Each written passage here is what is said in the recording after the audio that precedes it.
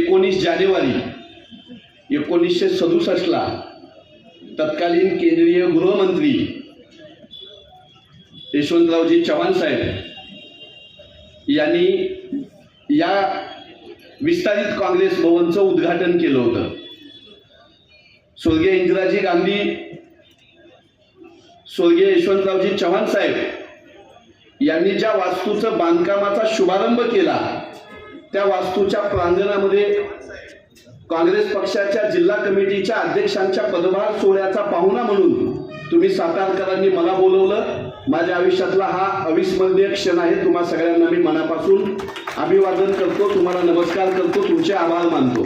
आणि काँग्रेस पक्षावर प्रेम करणारी सगळी पदाधिकारी, कार्यकर्ता, नेते मंडळी, लोकप्रतिनिधी आणि समोर उपस्थित असलेल्या सगळे माता भगिनी, माझे बंधू, मार्गदर्शक, खरं म्हणजे सातारा जिल्ह्यामध्ये काँग्रेस पक्षाच्या वतीनं उपस्थित असलेल्या या सगळ्या मंडळींना काँग्रेस समजावून सांगा एवढी उंची आणि एवढा अधिकार मला अजून आलेला नाही, याची मला नम्रपणे जाणीव आहे। व्यासपीठावर बसलेली मंडळी, समोर बसलेली मंडळी ही काँग्रेस पक्षाचा इथला इतिहास जगलेली मंडळी आहे। काँग्रेस पक्षाच्या वतीनं रचनात्मक काम जे या महाराष्ट्रामध्ये उभं राहिलं याचा साक्षीदार असलेली ही सगळी जुनी जाणती मंडळी आहेत। तुमच्या समोर उभं राहून बोलत असताना तुम्ही केलेलं मोठं काम, या जिल्ह्याचा असलेला मोठा इतिहास, आदरणीय पृथ्वीराज बाबा यांनी उभा केलेलं काम, हे सगळं मी तुम्हाला सांगायची गरज नाही, हे तुम्हाला माहित आहे, हे तुम्ही जगलेले आहात, अनुभवलेले आहात। हा इतिहास इथल्या मातीनं, इथल्या माणसांनी घडवलेला आहे। या इतिहासाला जमलंच तर सलाम करण्यासाठी मी साताऱ्यामध्ये आलो आणि इथून प्रेरणा घेण्यासाठी मी तुमच्या साताऱ्यामध्ये आलो। महाराष्ट्रामध्ये महायुतीच्या सरकारनं आणि देशामध्ये एनडीएच्या सरकारने जो उद्मात केलेला आहे, जो धुमाकूळ घातलेला आहे, जे या देशाचं, राज्याचं वाटोळं करण्याचं काम सुरू आहे, त्याला जर थोपवायचं असेल तर त्याची प्रेरणा या सातारा जिल्ह्यामधून, साताराच्या मातीमधूनच महाराष्ट्राला मिळू शकते, याचा विश्वास असलेला मी कार्यकर्ता आहे। आता जिल्हाध्यक्षांनी सांगितलं की आमच्याकडे कारखाना नाही, आमदारकी नाही, खासदारकी नाही, कुठली सत्ता नाही, नगरपालिका नाही। मी ठणकावून सांगतो तुम्हाला की भारतीय स्वातंत्र्य चळवळीचा इतिहास ज्यावेळेस लढला जात होता, ज्यावेळेस संघर्ष उभा होता, त्यावेळेस ना आमच्याकडे आमदारकी होती, ना खासदारकी होती, ना कारखाना होता, ना सहकारी सोसायटी होती, आमच्या हाताशी संविधान सुद्धा नव्हतं। तरीही बलाढ्य इंग्रजांशी लढणाऱ्या मातीचं नाव म्हणजे साताऱ्याची माती। असतील बाळासाहेबजी देसाई असतील, भिलारे गुरुजी असतील, ही सगळी मंडळी काय आमदार होती, खासदार होती, लोकप्रतिनिधी होती, गाड्या घोड्या होत्या, संसाधनं होती म्हणून लढलेली नव्हती। ही सगळी मंडळी बलाढ्य अशा इंग्रजी सत्तेसोबत लढली। ज्या इंग्रजाच्या साम्राज्यावरचा सूर्य कधी मावळत नाही असं सांगितलं जायचं, अशा इंग्रजांसोबत या साताऱ्याच्या मातीमधली गवताची पाती सुद्धा प्रति सरकारच्या नावाखाली तलवारी झाल्याचा इतिहास हा तुमच्या मातीचा इतिहास आहे। पोलामध्ये छत्रपतींचा वारसा आहे, उद्याचे नेते याच्यातूनच येणार आहेत। हीच माणसं तुम्हाला शह देणार आहेत, हीच माणसं सत्तेच्या नजरेला नजर भिडवून बोलणार आहेत। ते सांगण्यासाठी मी तुमच्यासाठी इथं आलो साताऱ्यामध्ये। एका दिवसात ओबीसीचं सर्टिफिकेट काढलं आणि मराठा माणूस जिल्हा परिषदेच्या अध्यक्षपदावर बसवला आणि देवेंद्रजी फडणवीस साहेब म्हणतात माझ्या रक्तामध्ये ओबीसी आहे। मराठ्यांना न्याय दिला म्हणून सांगणारी मंडळी माझ्या मराठा आया भगिनीवर ज्यावेळेस पोलीस लाठ्याकाठ्या चालवित होते त्यावेळेस हेच गृहमंत्री देवेंद्र फडणवीस साहेब त्या पोलीस अधिकाऱ्यांना आरक्षणाची लढाई मोडून काढा म्हणून आदेश देणारे हेच। ओबीसी आमच्या रक्तात आहे म्हणणारे फडणवीस भाजपाचेच आणि मराठा उपसमितीचे अध्यक्ष सुद्धा भाजपाचेच राधाकृष्ण विखे पाटील। मराठ्यांमध्ये विष पेरलं, ओबीसीमध्ये विष पेरलं, हिंदूंमध्ये मुसलमानांच्या नावानं विष पेरलं, धनगरांमध्ये आदिवासींच्या नावानं विष पेरलं, बौद्धांमध्ये मातंगांच्या नावानं विष पेरलं। अशा विष पेरणाऱ्या देवेंद्र फडणवीस, एकनाथ शिंदेची पालखी वाहणारी जी जी मंडळी तुमच्या जिल्ह्यात आहे त्यांना उघडून फेकायची ताकद या मांडवात बसलेल्या माणसांमध्ये आहे। भांडण लावता, वाद लावता, आम्ही भाव देतो म्हणून सत्तेवर आले होते, 2 कोटी रोजगार देतो म्हणून सत्तेवर आले होते, माझ्या माता भगिनीला सुरक्षा देतो म्हणून सत्तेवर आले होते, शिक्षण स्वस्त करतो म्हणून सत्तेवर आले होते, महागाई कमी करतो म्हणून सत्तेवर आले होते आणि आता आमच्या अंगावर नितेश राणेला सोडताय। आता आमच्या मुसलमान बांधवाला घाबरवण्यासाठी जगतापला सोडताय. आता आमच्या अंगावर संग्राम बंडारे नावाचा वारकऱ्याच्या वेशामधला लांडगा आमच्या अंगावर सोडताय. कुठं गेली सुरक्षा महिलांची? चिमुरड्या मुलींवर अत्याचार होत आहेत, महिलांवर बलात्कार होत आहेत. भारताच्या इतिहासामध्ये महाराष्ट्र कधी सुद्धा महिलांच्या अत्याचारामध्ये नंबर 1 ला नव्हता. या देवेंद्र फडणवीसांच्या काळामध्ये महाराष्ट्रामध्ये सर्वाधिक महिलांवरचे अत्याचार होत आहेत आणि देवेंद्र फडणवीस म्हणतायत मी महाराष्ट्राचा देवा भाऊ आहे. भाऊ आहे म्हणतात मी महाराष्ट्राचा. तुम्ही जर महाराष्ट्राचे भाऊ असते तर नसरापूरमध्ये आमच्या चिमुरडीवर बलात्कार झालेल्या माणसाबद्दल तुम्ही काय भूमिका घेतली होती? तुम्ही या महाराष्ट्राच्या गल्लीबोळामध्ये ड्रग्ज मिळतात, आज व्यसनाचं प्रमाण वाढलंय, कोयता गँग वाढली, कायदा सुव्यवस्था वाढली. रेल्वेमध्ये दरवाजा बंद केल्याला विरोध केला म्हणून एक परप्रांतीय आमच्या माणसाला रेल्वेमध्ये तोडून टाकतो. लहान लहान मुलांवर अत्याचार होत आहेत आणि देवेंद्र फडणवीस साहेब पक्ष फोडण्यामध्ये मशगूल आहे. आपले महाराष्ट्राचे प्रदेशाध्यक्ष हर्षवर्धनजी सपकाळ साहेब म्हणतात भाजपा ही काँग्रेस आणि राष्ट्रवादी शिवसेनेचे नेते खाणारी चेटकी नाही, यांचं पोटच भरत नाही. 100 वर्ष झाली ना तुमच्या राष्ट्रीय स्वयंसेवक संघाला, तुम्ही तिला तुमची मातृ संघटना म्हणता ना, मग तुमची 100 वर्ष झाल्यानंतर अशोक चव्हाणांसारखा काँग्रेसच्या संस्कृतीमध्ये वाढलेला माणूस फुलं उधळायला तुम्हाला चालतो. नारायण राणेंसारखा परदेशामध्ये पैसे फेकले, पैसे ठेवले परदेशात, असं विधिमंडळामध्ये देवेंद्र फडणवीसांनी भाषण केलेलं होतं. तो संघाच्या चड्डीमध्ये तुम्हाला सांस्कृतिक राजकारण करण्यासाठी चालतो. 100 वर्षात तुम्हाला जगताप घ्यावा लागला, राणे घ्यावा लागला, चव्हाण घ्यावा लागला, राणा पाटील घ्यावा लागला. ही सगळी मंडळी आमच्या इकडे असताना चोर होती असं देवेंद्र फडणवीस साहेब सांगायचे. ट्रक भरून पुरावे देतो म्हणाले. नागपूरच्या विधिमंडळावर अधिवेशनावर मोर्चा काढला. मध्य प्रदेशची राजधानी भोपाळमध्ये 13 दिवसापूर्वी या देशाचे पंतप्रधान नरेंद्र मोदी साहेब म्हणाले राष्ट्रवादी काँग्रेस म्हणजे घराणेशाही आणि चोरांचा पक्ष आहे. मला बी बरं वाटलं. राष्ट्रवादीला ठोकलं की मला मनापासून आनंद होतो. तुम्ही काही बी म्हणा, त्यांचं धोरणच कळना. उंटासारखी तिरकी चाल चालते. सरळ चाल चालणारी माणसं आम्ही काँग्रेसवाली. विलासरावजी देशमुख साहेबांनी सांगितलं होतं काँग्रेसमध्ये सरळ चालणार आम्ही, वाकडं नाही चालणार.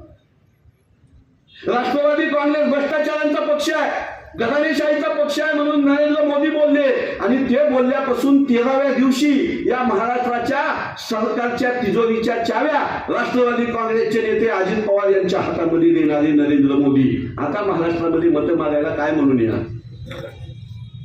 2024 ला लोकसभेला महाराष्ट्रातल्या जनतेनं दाखवून दिलं की आम्ही संविधानाच्या बाजूच्या आहोत, आम्ही हिंदू मुस्लिम एकतेच्या बाजूच्या आहोत, आम्ही शेतकऱ्यांना हमीभाव मिळावा म्हणून मतदान करणार आहोत, महागाई कमी करणार म्हणून मतदान करणार आहोत. लोकसभेला काँग्रेस पक्षाला भरभरून महाराष्ट्रातल्या जनतेनं मतदान केलं. विधानसभेला माझ्या लाडक्या बहिणीवर यांनी जाळं टाकलं.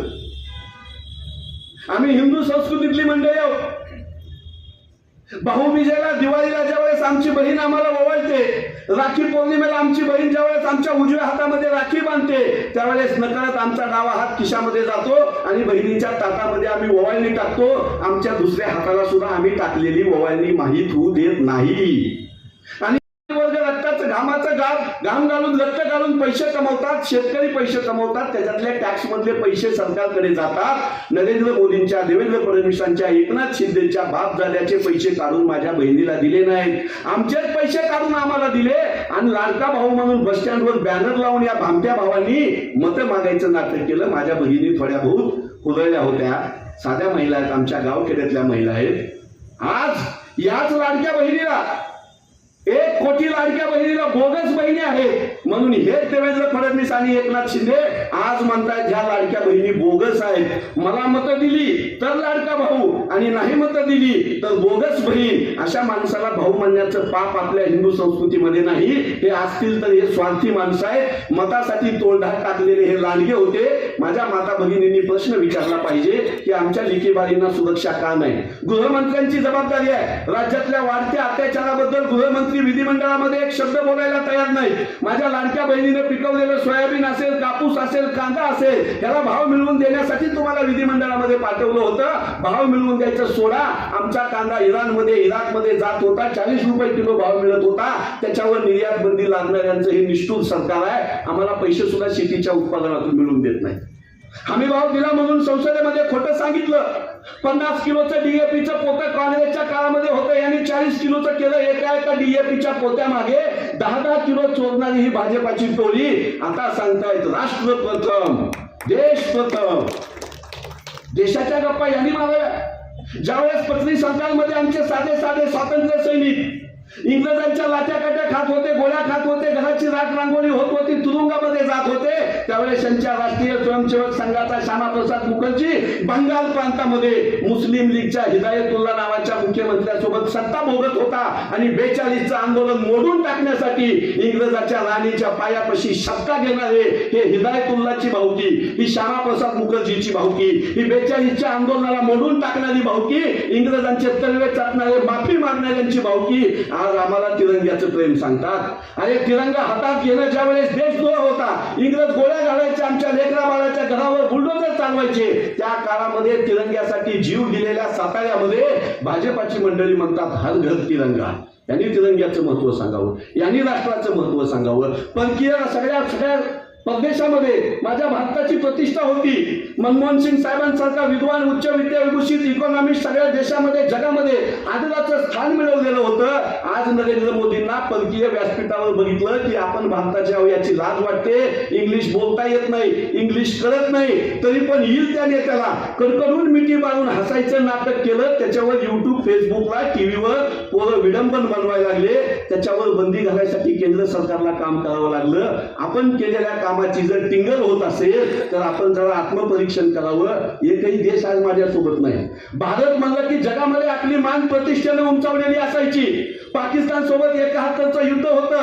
पाकिस्तानचे 2 तुकडे करणारी आमची वाघीण इंदिराजी गांधी यांच्यावर अमेरिकेने दबाव आणला होता. 7वं आरमार आणून तुमचा देश उद्ध्वस्त करू, तुम्ही जर युद्ध बंद नाही केलं तर. इंदिराजींची छाती वाघाची होती.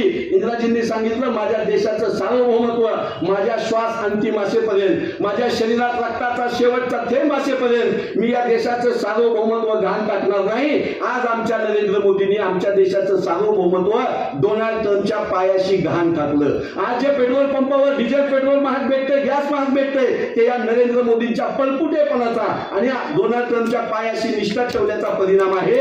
आम्हाला उत्तर द्यायला ही लोक तयार नाहीत. रशियाकडून तेल घ्यायचं तर या नरेंद्र मोदी नावाच्या बाबाला आज परवानगी घ्यावी लागते डोनाल्ड ट्रम्पची. भारत पाकिस्तान युद्ध लागलं, आमच्या सैनिकांनी ऑपरेशन सिंदूर लावलं. त्या ऑपरेशन सिंदूर मध्ये पाकिस्तानवर आमच्या सैनिकांनी बॉम्ब वर्षाव केला.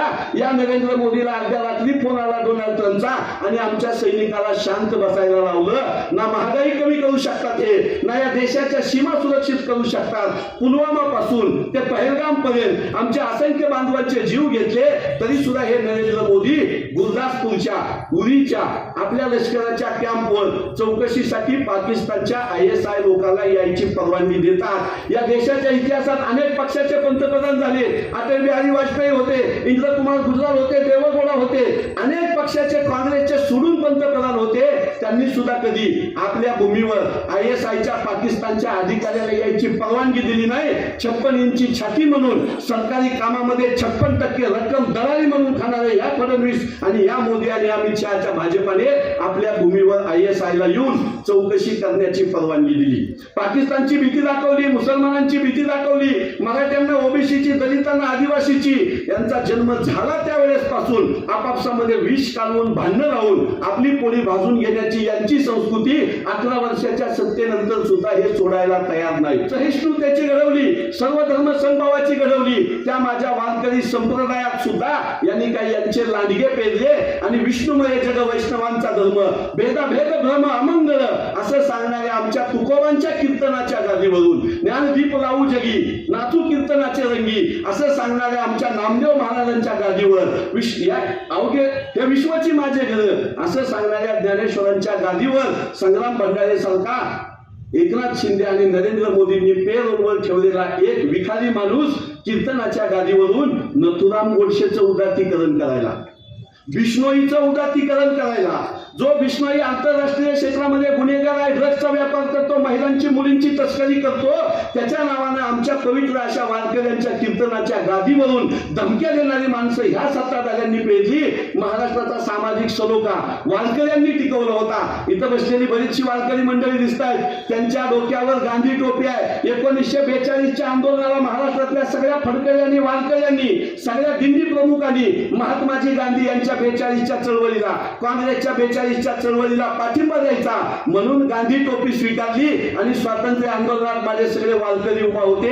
आज जे वारकरी म्हणून येत आहेत ते भारतीय जनता पक्षाचे एजंट आहेत. माझा गाव खेड्यामधला काकडा आरती म्हणणारा, गाथा पाठ असणारा, ज्ञानेश्वरी पाठ असणारा, एकनाथी भागवत पाठ असणारा आणि सगळ्या एकादशी आणि वारी करणारा कुठलाही वारकरी यांच्या विषारी ह्याला बळी पडत नाही हे लक्षात आल्यानंतर यांनी खोटे वारकरी आमच्यामध्ये घुसवायला सुरुवात केली. छत्रपती शिवाजी महाराजांच्या नावाने यांनी अरबी समुद्रामध्ये कोनशिला उभारली होती. नरेंद्र मोदी आले होते, आम्ही स्मारक उभा करतो म्हणजे स्मारक उभा केलं नाही, आज बोलायला तयार नाही.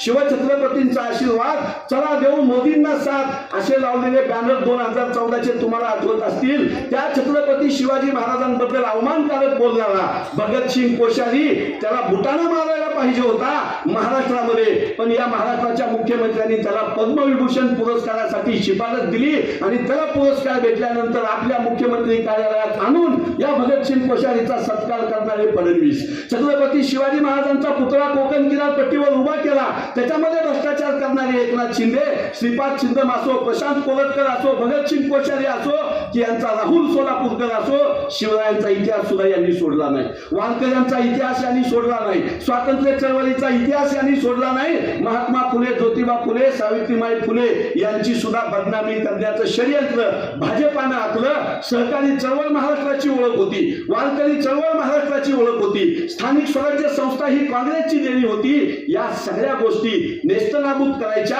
आणि फक्त झिरकऱ्यांचं आणि आपली थुंकी झेलणाऱ्यांचं राज्य आणायचं म्हणून अडाण्यातले अडाणे, आरमुट्यातले आरमुटी, निर्बुद्धातले निर्बुद्ध माणसाला प्रतिष्ठा मिळवून देण्यासाठी संजय गायकवाड असो, सुहास कांदे असो, तो तुमचा कोणता संतोष बांगर असो, असली वाचाळ मंडळी महाराष्ट्राच्या विधिमंडळामध्ये अंगावर जायली, एकमेकाच्या मारामारी करायला लागली. तो गोपीचंद पडळकर असो, ही सगळी मंडळी महाराष्ट्राची संस्कृती नव्हती. ज्या महाराष्ट्राच्या सभागृहामध्ये एस एम जोशी बसले, ज्या महाराष्ट्राच्या सभागृहामध्ये यशवंतराव मोहितेंसारखे विद्वान माणसं बसले, ज्या महाराष्ट्राच्या विधिमंडळाची ओळख ही वसंतदादा पाटलांच्या, यशवंतरावजी चव्हाण, किसनवीर, रत्नापान्ना, कुंभार अशा माणसांमुळे झाली होती. ही महाराष्ट्राची विधानसभा गुंडांचा अड्डा करण्याचं काम देवेंद्र फडणवीसांनी केलं आणि स्वतःला सुसंस्कृत म्हणून घेण्याची हौस देवेंद्र फडणवीसांची अजून संपत नाही. आमचे यशवंतराव चव्हाण साहेब सुसंस्कृत होते. देवेंद्र फडणवीस हे जर स्वतःला सुसंस्कृत म्हणून घेत असतील तर या व्यासपीठावरून मला सांगायला आनंद होतो की सुसंस्कृत माणूस कोण असतो, ज्याच्या अवतीभोवती सज्जन माणसं असतात, तो माणूस सुसंस्कृत असतो. यशवंतराव चव्हाण साहेबांच्या भोवती कोण होतं? तर्कतीर्थ लक्ष्मण शास्त्री जोशी यांच्यासारखा अध्यात्मातला प्रकांड पंडित माणूस आमच्या यशवंतराव चव्हाणांच्या अवतीभोवती होते. गीत रामायण लिहिणारे गदी माडगुळकर आमच्या यशवंतराव चव्हाण साहेबांच्या अवतीभोवती होते. आमच्या सगळ्या दलित चळवळीचं नेतृत्व करणारे दादासाहेब गायकवाड आमच्या यशवंतराव चव्हाण साहेबांच्या अवतीभोवती होते. देवेंद्र फडणवीसांच्या अवतीभोवती कोण आहे आता? गुणरत्न सदावर्ते, प्रसाद लाड, चित्रा वाघ, नितेश राणे, संग्राम जगताप, नवनीत राणा अशी माणसाची टोळी घेऊन येणारा माणूस स्वतःला सुसंस्कृत म्हणतो आणि यशवंतराव चव्हाण साहेबांसोबत तुलना करतो. यशवंतराव चव्हाण साहेबांच्या मातीतल्या सगळ्या मतदारांना माझे हात जोडून विनंती आहे की या महाराष्ट्राच्या स्वातंत्र्य लढ्याचं स्फुल्लिंग या जिल्ह्यातून पेटलं होतं. या महाराष्ट्राला सुजलाम सुफलाम करणाऱ्या सहकार चळवळीचं स्फुल्लिंग या मातीमधून पेटलं होतं आणि याच महाराष्ट्रामध्ये अण्णाभाऊ साठेंच्या नावानं जग बदल घालून घाव सांगून गेले मला भीमराव असं सांगणारी समतेची आरोळी सुद्धा याच साताऱ्यामधून गेली होती. त्या साताऱ्यामध्ये भाजपाच्या नावानं कोण राजे येतील, कोण आणखी कोण येतील, सरदार येतील, जहागीरदार येतील, ह्या सगळ्यांना पराभूत करण्याचं ऐतिहासिक काम तुमचं आहे. 2029च्या निवडणुकीत जर ही मंडळी निवडून आली तर मी तुम्हाला लिहून देतो त्याच्यानंतर हे निवडणुका घेणार नाहीत. विधान परिषदेच्या निवडणुकांमध्ये काँग्रेस पक्षाच्या, शिवसेनेच्या, राष्ट्रवादीच्या उमेदवारांना जिवे मारायच्या धमक्या दिल्या, 50-50 कोटी रुपयामध्ये विकत घ्यायचा प्रयत्न केला. उमेदवार धमक्यांना भीत नाहीत, पैशांना भीत घालत नाहीत. तिथं उमेदवारांचे अनुमोदक त्यांना फोडायचा प्रयत्न केला. स्थानिक स्वराज्य संस्थांच्या निवडणुकांमध्ये 1,500 पेक्षा जास्त महाविकास आघाडीच्या उमेदवाराला फॉर्म भरण्यापासून रोखण्यासाठी पोलीस यंत्रणा, एसपी असेल, डीवायएसपी असेल, पीएसआय असेल, या सगळ्या मंडळींना नेमून लोकशाही संपवून टाकण्याचं कारस्थान यांचं आहे. मताचा अधिकार इथं बसलेल्या प्रत्येक माणसाला विनासायास भेटलेला आहे. अमेरिकेमध्ये महिलांना मताचा अधिकार भेटण्यासाठी गोळ्या खाव्या लागल्या होत्या. त्यांचा देश स्वतंत्र झाल्यानंतर, लोकशाही आल्यानंतर 80 वर्षानं महिलांना मताचा अधिकार भेटला होता. माझ्या महाराष्ट्रामध्ये, माझ्या भारतामध्ये स्वर्गीय इंदिराजी गांधी असतील, पंडित जवाहरलालजी नेहरू, लाल बहादूर शास्त्री, सरदार वल्लभभाई पटेल, डॉक्टर बाबासाहेब आंबेडकर असतील, या माणसांनी कोण दलित असो, आदिवासी असो, महिला असो, शेतकरी, शेतमजूर असो, एका फटक्यामध्ये तुम्हाला मला देशाचा मालक केला होता. त्या देशाचा मालक असलेल्या आपल्याला 1500 टिकल्यामध्ये काही हजार, काही लाख रुपयामध्ये विकत घेण्याचं दुकान देवेंद्र फडणवीस नावाच्या व्यापाऱ्यानं काढलेलं आहे. फडणवीस या शब्दाचा अर्थ विकत घेणारा आणि देणारा असा असतो.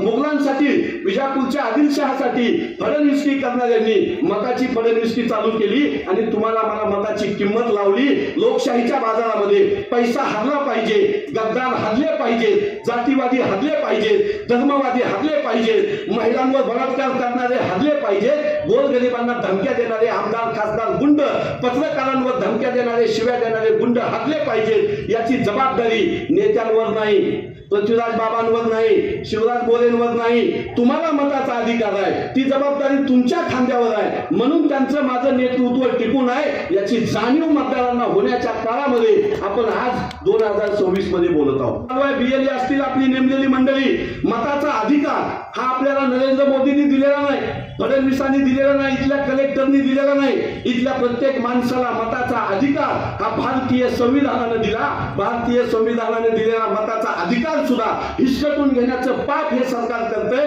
31 लाख मतं पश्चिम बंगालमध्ये आमची हिसकटून घेतली आणि विजय मिळवला. राहुलजी गांधी यांनी महाराष्ट्रामधला कामठी मतदारसंघ असेल, देवेंद्र फडणवीसांचा नागपूर मधला मतदारसंघ असेल, शिर्डी मधला मतदारसंघ असेल, निवडणूक आयोगाच्या नाकावर टिचून पुरावे देऊन 2-2 तासाचं प्रेझेंटेशन केलं.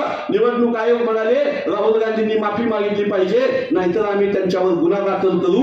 1 वर्ष उलटून गेलं. निवडणूक आयोग कोमामध्ये आहे. बंगालमध्ये तेच केलं, बिहारमध्ये तेच केलं आणि आता तुमच्या सगळ्या मतदार याद्यामध्ये सुद्धा माझ्या माता भगिनीची, काँग्रेसची निष्ठा असलेली, पुरोगामी परंपरा असलेल्या माणसाची नावं वगळायची, अल्पसंख्याक बांधवांचं नाव वगळायचं षडयंत्र या SIRच्या माध्यमातून आणलेलं आहे. काँग्रेस पक्षाच्या मतदारांना, कार्यकर्त्यांना हात जोडून विनंती आहे की स्वातंत्र्य लढ्यामध्ये आपल्याला सहभाग घेता आला नाही, संयुक्त महाराष्ट्र चळवळीत आपल्याला सहभाग घेता आला नाही, पत्नी सरकारमध्ये आपल्याला सहभाग घेता आला नाही, पण लोकशाही वाचवायच्या 2026च्या लढाईमध्ये इतिहास आपली नोंद घेणार आहे. ज्यावेळेस निवडणूक आयोगाला हाताशी धरून केंद्र सरकार मताचा अधिकार हिसकावून घेत होतं, त्यावेळेस माझ्या गावातला, माझ्यासारखा, तुमच्यासारखा काँग्रेस कार्यकर्ता मध्ये उभा राहिला होता आणि त्यांच्या छातीला छाती लावून, डोळ्याला डोळा भिडवून आम्ही मताचा अधिकार कमी करून देणार नाही असं म्हणणारी काँग्रेस पक्षाचे कार्यकर्ते इथं घडतील असा विश्वास दाखवतो. शेवट करतो. देवाच्या धर्माच्या नावावर यांनी आपल्याला खूप फसवलं. देवाचं, धर्माचं राजकारण केलं. भारतीय जनता पक्षामध्ये काय तर देवदेव करणारी, हिंदू धर्माचा ठेका घेतलेली संघटना असं यांनी वातावरण केलं. पण आमच्या मतपेटीमधले मत चोरणारी मंडळी आज आमच्या प्रभू रामचंद्राच्या पायावर ठेवलेलं सोनं, चांदी आणि पैसे चोरणारी पार्टी एवढा विकास यांनी स्वतःचा 12 वर्षामध्ये केला. हे रामाचं काही देणं घेणं नाही. अयोध्येमध्ये रामाचं मंदिर झालं, आम्ही कुणी विरोध केला नाही, आम्ही बाजूचे आहोत. ज्यावेळेस विलासरावजी देशमुख साहेब मुख्यमंत्री होते त्यावेळेस गावोगावच्या मारुती मंदिराला, राम मंदिराला, तुळजाभवानीच्या मंदिराच्या समोर सभा मंडप बांधण्यासाठी निधी दिला. देवळाला निधी देता येत नाही म्हणल्यानंतर सांस्कृतिक सभागृहाच्या नावाने निधी दिला. महाराष्ट्राच्या कुठल्याही खेड्यात भारतीय जनता पक्षाच्या, एकनाथ शिंदेच्या, अजित पवारांच्या पक्षाच्या नेत्याला माझी विनंती आहे, आमच्या सोबत चला. त्या गावातल्या मंदिराच्या समोरचा सभा मंडप हा काँग्रेस, राष्ट्रवादीच्या आमदाराच्या निधीतून बांधलेला सभा मंडप आहे. आम्ही कधी देवाच्या नावावर मतं मागत नाही. आम्ही शेतीच्या नावावर, सहकार्याच्या, शिक्षणाच्या, रोजगाराच्या, आरोग्याच्या नावावर आम्ही मतं मागू. तुम्ही रामाच्या नावावर मतं मागितली, रामाचं मंदिर उभा केलं आणि रामाची मूर्ती बसवताना अयोध्येमध्ये नरेंद्र मोदी उभा होते, योगी आदित्यनाथ उभा होते, मोहन भागवत उभा होते. आपल्या सगळ्याच्या गावामध्ये मंदिरं बांधलेली आहेत. आपण प्राण प्रतिष्ठान सोहळ्याचा कार्यक्रम बघितलेला, आपण पण बसलेलो आहोत. पूजेला कोण बसतं मामा?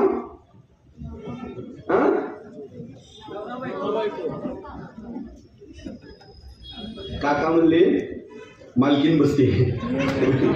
नवरा बायको बसतात.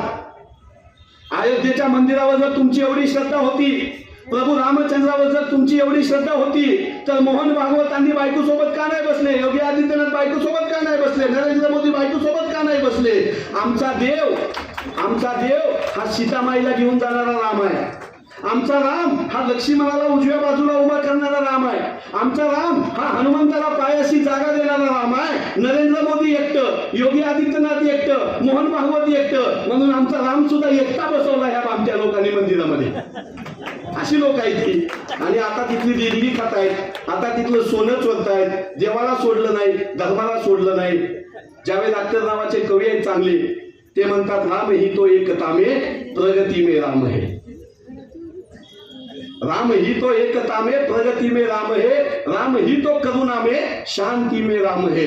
राम बस भक्तों नहीं शत्रु की चिंतन में है. देख तज के पाप रावण, राम तेरे मन में है, राम मेरे मन में है. ज्याच्या मनातला रावण गेला तोच माणूस राम आहे, ही सांगणारी आमची काँग्रेसची संस्कृती. त्यांनी रामाच्या नावावर गावोगाव, गल्ली गल्लीमध्ये, विधिमंडळामध्ये, संसदेमध्ये रावण बसवायचं काम केलं. या रावणाचं लंका दहन 2029च्या विधानसभेला, लोकसभेला साताऱ्यामधून होईल. आणि स्वातंत्र्याची तिसरी लढाई साताऱ्यामधून लढली गेली. असं असेल, लोकसभेसाठी कोण उमेदवार असावं बाबांचा विषय आहे, विधानसभेसाठी कोण उमेदवार असावं बाबांचा विषय आहे, प्रदेशाध्यक्षांचा विषय आहे. पण मी लिहून देतो, 2029च्या निवडणुकीला भारतीय जनता पक्षाचा संसदेवरचा वाळू या देशातली जनता रोखल्याशिवाय राहणार नाही. दलित असतील, आदिवासी असतील, अल्पसंख्याक शेतमजूर असतील, युवक असतील, ह्या सगळ्या मंडळीमधून आता उठाव होतोय. नीटच्या परीक्षेमध्ये यांनी पेपर फोडला, रामाची दानपेटी फोडली, शिवसेना फोडली, राष्ट्रवादी फोडली. घर सुद्धा घरामध्ये ठेवले नाहीत.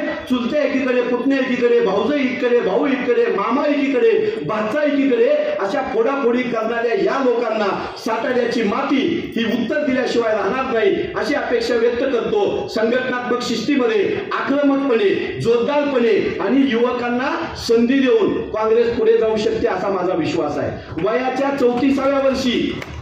34व्या वर्षी मौलाना अबुल कलाम आझाद हे अखिल भारतीय काँग्रेस कमिटीचे अध्यक्ष झाले होते. आमची 50 वर्ष होस्तोर आम्हाला मोक्याच्या जागा बाबा भेटत नाहीत. हात जोडून तुमच्या पिढीला विनंती, नव्या रक्ताला संधी द्या, नवीन पोरांना समजावून घ्या, नवीन लोकांना पुढे येऊ द्या. कुंभार असेल, बोरव असेल, सुतार असेल, मातंग असेल, बौद्ध असेल, पिंजारी असेल, तांबोली असेल, धनगर असेल, बंजारा असेल, ह्या सगळ्या मंडळींना पण नेतृत्व करायची संधी हा काँग्रेस पक्ष देऊ शकतो.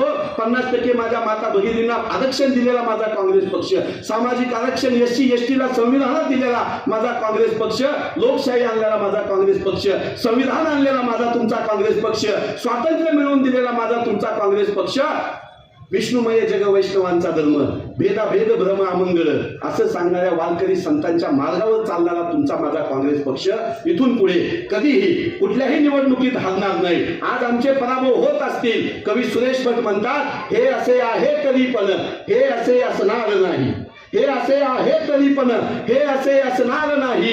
दिवस आमचा एक आहे तो घरी बसणार नाही. आजचे आमचे पराभव, आदरणीय पृथ्वीराज बाबा यांचा पराभव झाला, बाळासाहेबजी थोरात साहेबांचा पराभव झाला, यशोमतीताई ठाकूर यांचा पराभव झाला. काम करणारी सुसंस्कृत माणसं, स्वच्छ माणसं पराभूत झाली. कवी सुरेश भट म्हणतात, आजचे आमचे पराभव पचवितो आम्ही उद्यास्तव, विजय तो कसला उरावर जखम जो करणार नाही. हे असे आहे तरी पण हे असे असणार नाही. दिवस आमचा येत आहे तो घरी बसणार नाही. जय हिंद, जय महाराष्ट्र.